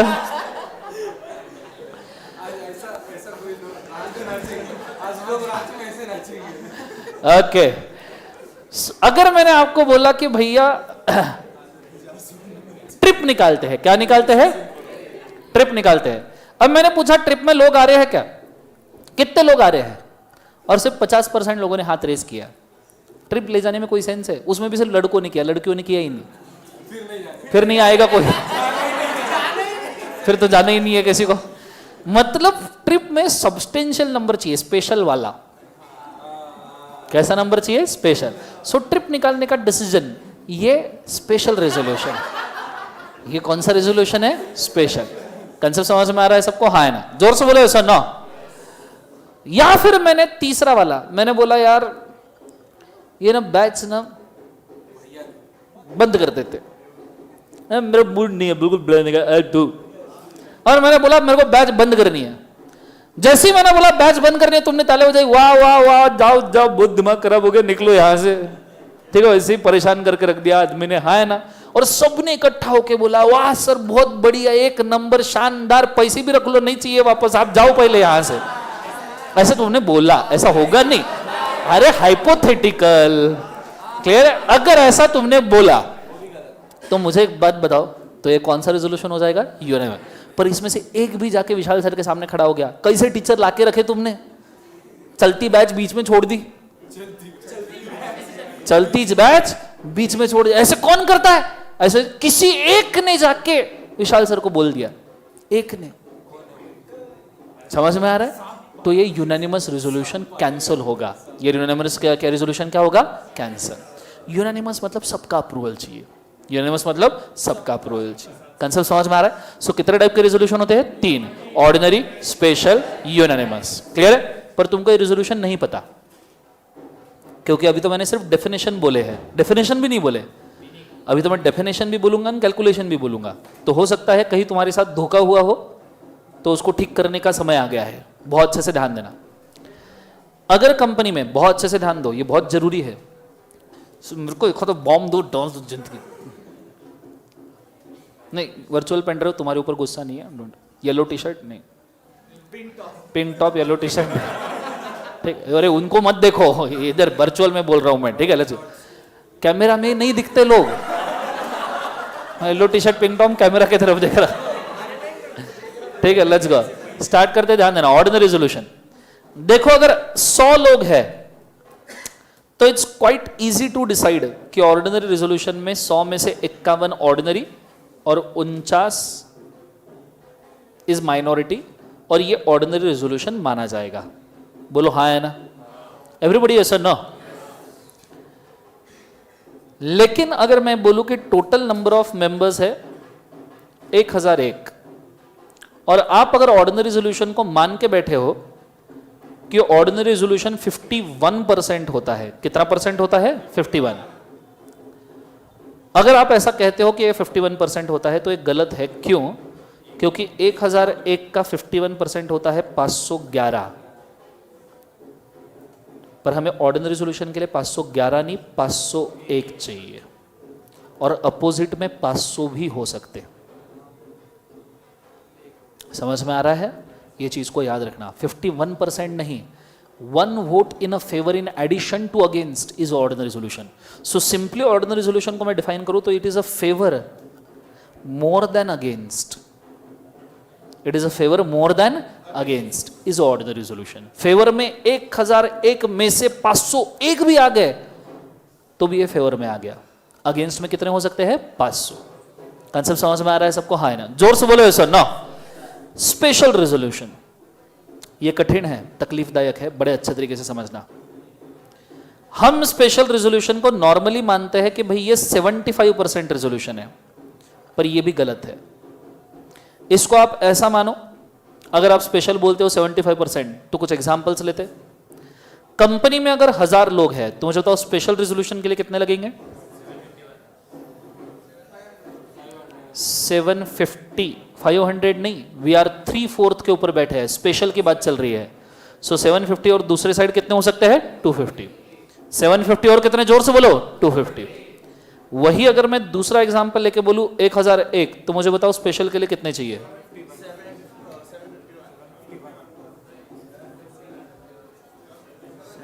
1001 मेंबर्स है तो स्पेशल के लिए कितने चाहिए?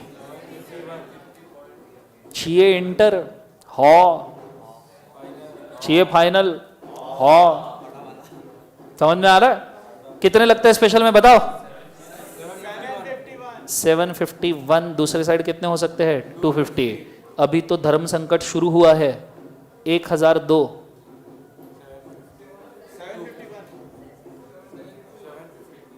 चाहिए फाइनल, हॉ। बोलो कितने चाहिए?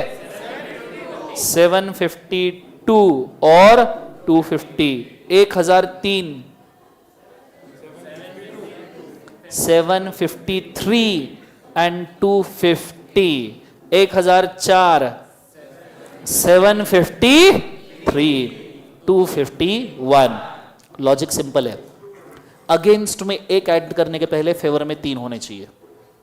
The vote casted in favour of the resolution should be more than or equal to 3 multiplied by against the resolution.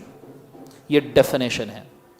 Vote casted in favour of resolution should be at least 3 times of against the resolution. Are you understanding? बहुत सारे बच्चों को, ये final के बच्चों को भी नहीं पता होता, फर्स्ट डे यही पढ़ाते रहता हूं मैं जिंदगी के अंदर उनको। कंसेप्ट समझ में आ रहा है? सो वापस बोलो, vote casted in favour shawl B at least 3 times the against. Clear है कंसेप्ट सबको? हाँ है ना? जोर से बोलो।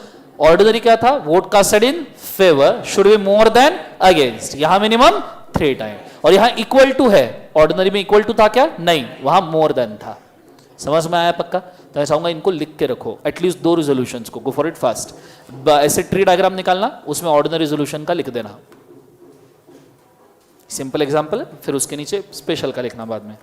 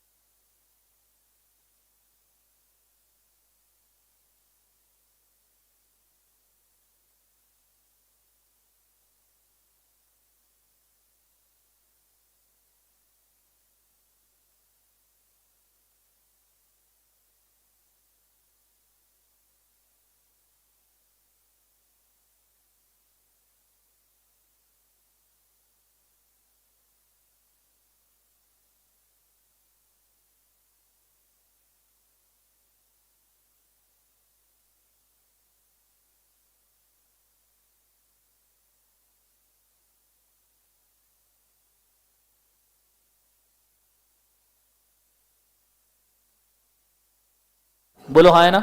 स्पेशल के भी एग्जांपल्स लिख के रखो, एग्जाम्पल लिखना, हाँ, नहीं तो आपको बाद में कभी कंसेप्ट में कंफ्यूजन हुआ तो पता नहीं चलेगा। अच्छा, ये किसका, सभी मेंबर्स का या जो सिर्फ प्रेजेंट और वोटिंग है उनका?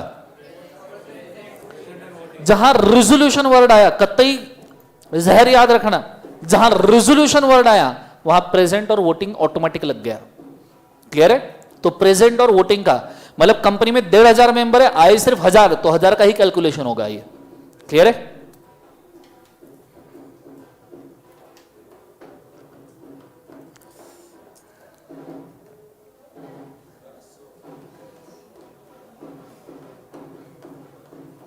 वर्चुअल पेंड्राइव को म्यूजिक सुनाई दे रहा है क्या?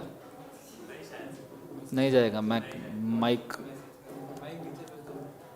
चलो done everybody.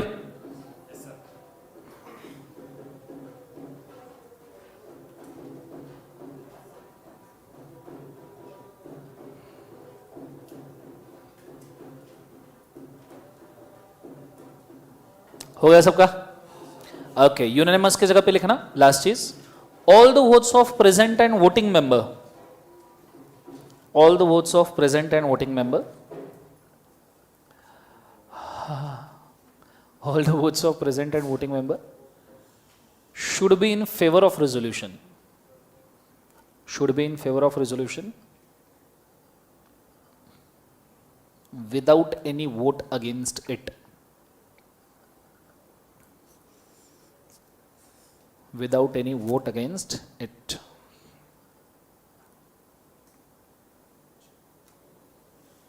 Done. Sanga ho. All the votes of present and voting members should be in favor of resolution without any vote against it. Clear है?